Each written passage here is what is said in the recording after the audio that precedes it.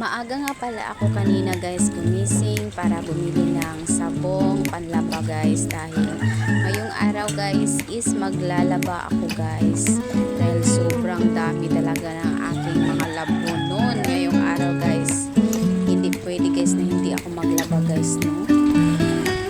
So ayan.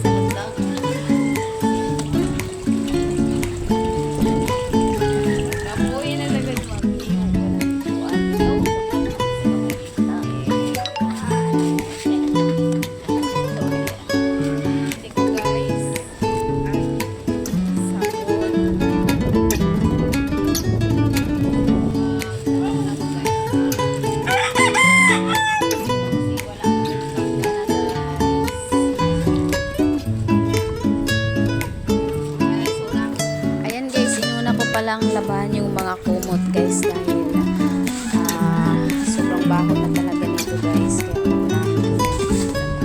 So ayan nga, pagkatapos inuna ko na din itong isampay, baka umulan na naman mamaya guys, kaya kailangan unahin nating sampay yung mga kumot.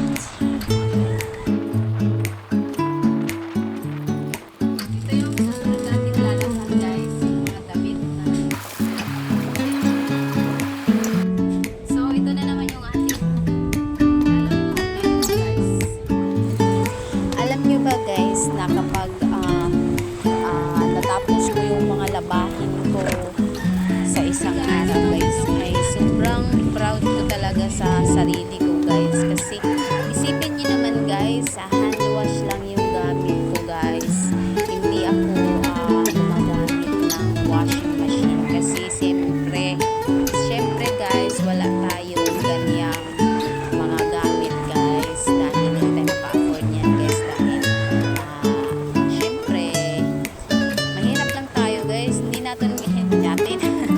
hindi natin kailangan ng mga ganyan guys, dahil nandito lang din naman ako sa bahay, kaya okay lang sa akin kung ganito yung mga ginagawa ko guys, dahil sanay naman na ako guys, dahil sanay naman tayo sa hirap guys, at sanay naman tayo sa mga ganitong gawaing bahay guys.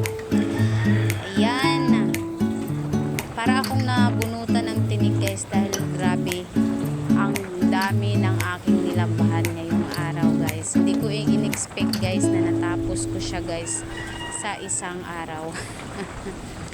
So ayun, nakaka-proud lang no sa mga ganyang bagay, napaproud ka kasi syempre dami mong nilabahan. So ayan lang guys.